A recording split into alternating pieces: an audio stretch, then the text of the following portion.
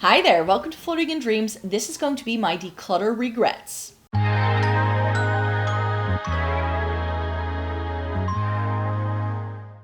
Welcome to everybody watching today. Thank you so very much for joining me. Today I'm going to be digging through my archives to have a look at part of my makeup collection to see what I used to own and comment on some of the things that I no longer have and whether I regret getting rid of them, yes or no.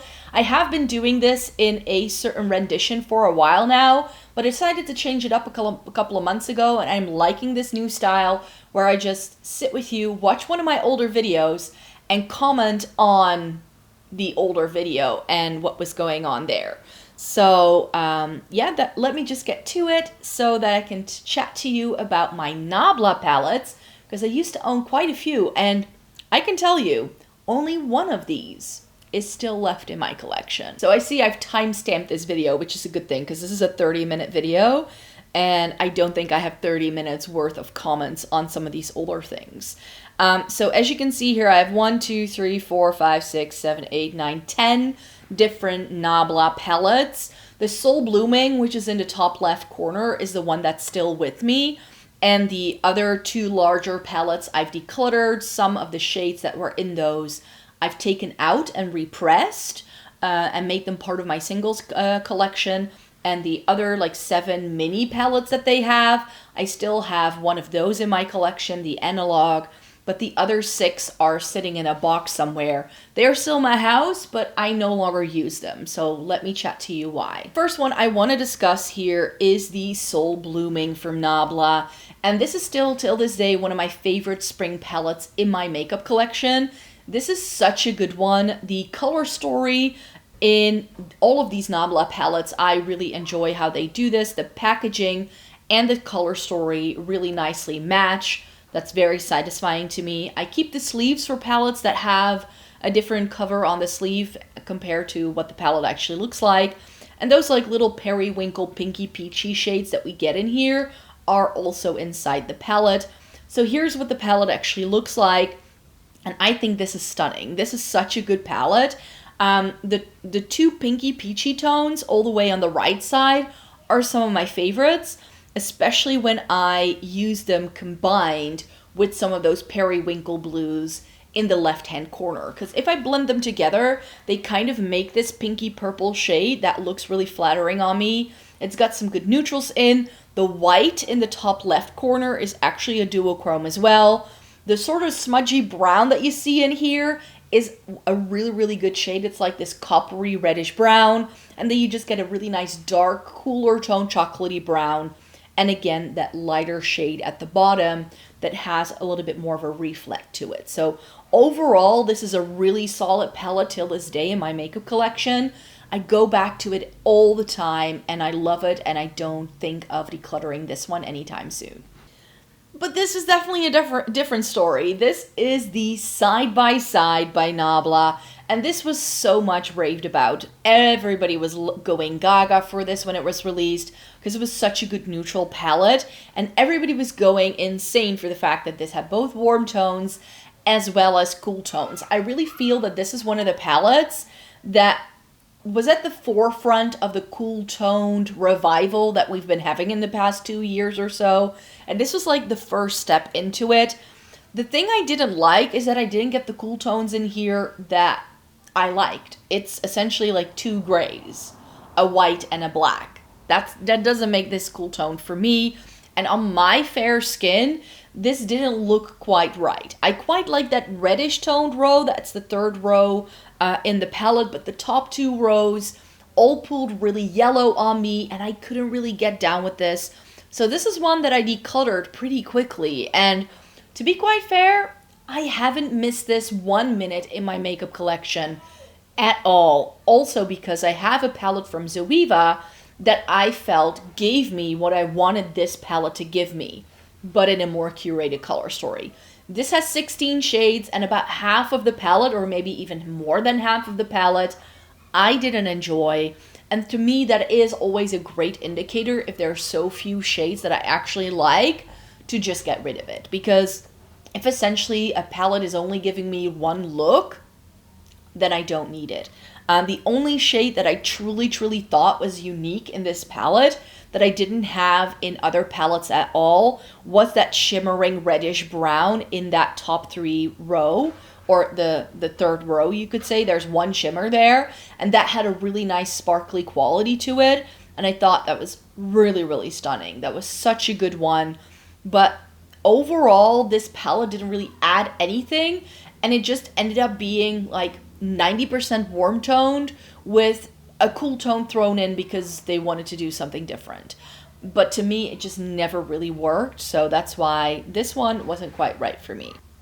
Then we have the Secret palette. I always want to call this the Secret Garden because of the floral design at the front. Here again, we get the colors in the palette that are on the front with like these golden tones and a berry and like a pop of teal. The teals were what made this palette for me. So I ended up taking that square pan with the teal out. And I think I took the purple shimmer out of this as well because the rest of this palette, again, wasn't that unique and a standout in my personal makeup collection. The bottom row is a gorgeous row of neutral shades. The top row was a really cool, like a really good row of berry tones, but I just had neutrals and berry tones in other palettes that I liked more. So the thing that made it stand out to me were like the white that had this like bluish green shift, the teal shimmer next to it, the teal matte next to it, and the purple. And I remember doing like when I decluttered this, taking those shades out with my hairdryer, like loosening up the pan, taking the pans out, and then I ended up wanting to have all of my pans in the same like round circle pans, and then I repressed them eventually. So these are still living in my singles collection, but the palette itself is long gone and I'm not missing it one bit. So I definitely do not regret decluttering this little 12 pan Nabla palette.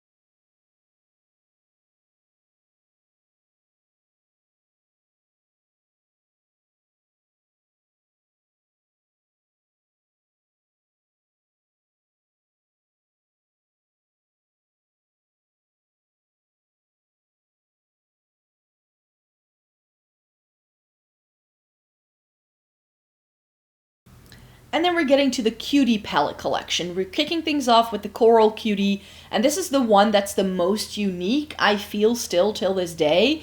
It is essentially a peachy coral palette with some really interesting shimmers in. It's vibrant, it's fun, it has a pop of color, but you do get some warmer tone neutrals to tone things down to make it a little bit more wearable. This is not really my color story, so even though I still have this in my house, because part of me is still hoping that Nabla one day is going to expand on their Cutie range, so that's why I didn't get rid of them, like, for real yet. But this is just not really my vibe. The golden tone in here just isn't quite it for me. I like those 4 shades to the left, especially those like 2 shimmers on the left were very unique, and that dark brown can work for me really well, but it just didn't have enough going for it with just being 6 shades. It's like one look in a palette, and again, not versatile enough for me. Then one that I've kept around for a long time in my active makeup collection is the Platinum Cutie. This one I call the cool tone palette for people who don't like cool tones, because essentially there are 3 warm tones in this palette and you get 3 grays, which they are good grays. It's a good, like, darker charcoal sort of shade and, like, a really good high shine shimmer. The 2 sort of reddish tones on the right of this palette made it more unique. That's the thing that really made it stood out, but the gold in here, again, Nabla has a tendency to do really strong yellow tone golds. They are an Italian brand, so I think they are aiming for, like, that more Italian sun-kissed glow sort of skin tone, which I certainly don't have. So even though this did work for me and I did really appreciate the color story, I just have better cool tones in my makeup collection that I didn't need to keep this one around. So again, even though it's still in my house, I never use it anymore and I'm not missing it one bit. One of the odd ones that I kind of just bought to complete the collection, I'm not gonna lie, was the Metropolitan. So this was also one of the first ones to go.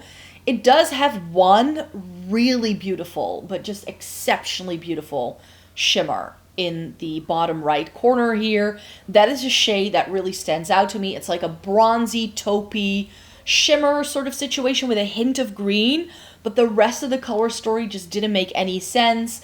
Again, that really strong yellow tone gold in there. The two dark shades on the left were nice, but that white was too stark of a contrast, and the pink didn't really have anything to anchor it with. So for me, it was just that one shimmer.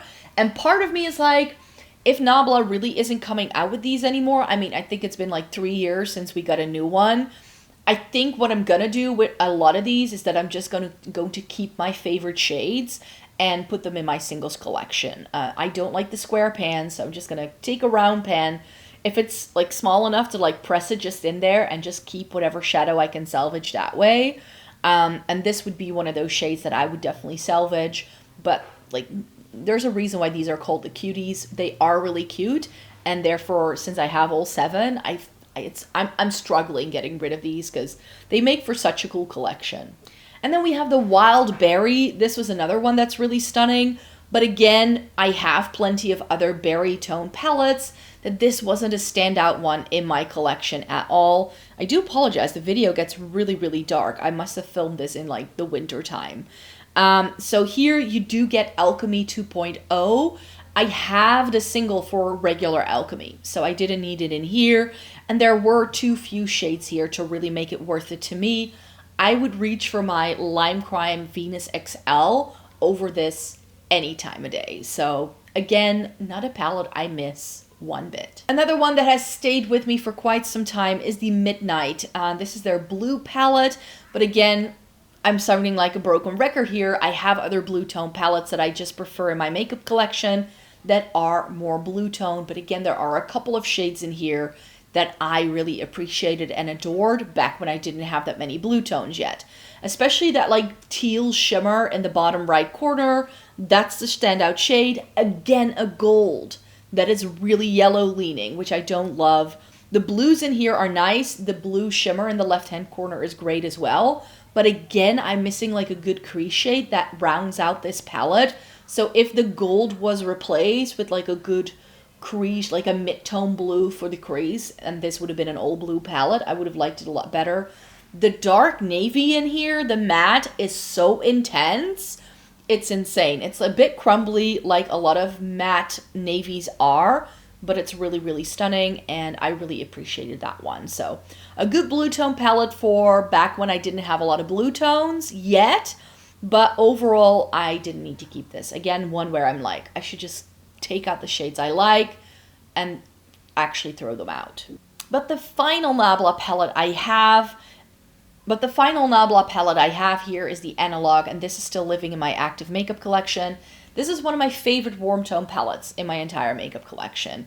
Till this day, if you were to ask me what is your favorite warm tone palette, it's this one. It is still available as well, as far as I can tell. Like a lot of these were discontinued, but this one is still, you can still get. And this is this like 70s, you know, 70s images that had that like orange sort of sepia tone running through it. That's what this reminds me of. That's also, I think, the inspiration, because the front looks like it's like a camera image. It isn't as orange as it looks in the pan on my skin tone. Everything in here has a reddish undertone that pulls a bit pinky on me, and that's why it works. Yes, it has a gold, but it's a very light gold, which does go with my skin tone. The two really intense dark browns are like these really rich chocolatey colors that I love. And that shimmer in the middle is one of the best duochromes that I have in my makeup collection. So this as a palette still works for me. And if I want to go for that slightly orange leaning warm tone vibe, this is one of the palettes I still reach for till this day, and I do go back to it if I do have that warm tone craving. So yes, I think that I did a good job narrowing down this Nabla little overview. The 2 palettes that are still in my collection, I definitely don't regret buying. I definitely don't regret still having them because they are palettes that are long-standing favorites in my makeup collection. The ones I got rid of, I don't regret getting rid of because I've been able to keep the shades I like, and with the ones that are still lying around my house but that I don't use actively anymore, I know I can just pull out the shades that I love and keep them in my singles collection, and I would just be as happy. So again, with these Nabla palettes, I used to have a bunch because the Cutie ones are really small and dinky, and I could just like put them in a shoebox in my wardrobe. They don't take up too much space, but I'm again happy that I didn't keep them around in my active makeup collection. So good job decluttering here, no regrets. And I definitely think that in like the next couple of months, like till the end of this year, I'm gonna do it this way. But I'm definitely considering making this more than just palettes, and maybe even revise some of my older decluttering videos, because I have been filming declutters consistently since 2017. I think I first filmed a true declutter when I moved into this place, and that was 7 years ago this year. So I think it could be nice to like reminisce and like go through some of those old decluttering videos from way back in the day and see if there's any products that I regret, from like blushes or like foundations and stuff that I used to have, because my makeup collection has changed a lot over the years. So I think that can be fun as well. But for now, we're sticking to these like palette videos because that's how I decided to start this series. But I think I'm going to expand beyond palettes in 2025. So let me know what you think of that idea. Are there any eyeshadow palettes you ever decluttered that you ended up regretting decluttering in the end? Let me know in a comment down below. I'd be curious to know. And then I would like to thank you so very much for joining me here today. Thumbs up this video if you liked it. Subscribe to the channel if you want to see more by me. I make several videos every single week on this channel, once a week on the second channel, and I post daily blog posts over there. So you can find all those links in the description box, so you can join me somewhere every single day of the week if you so wish. So thank you so very much for joining me. Take care, have a great day, and then I hope to see you in my next video very, very soon. Bye-bye.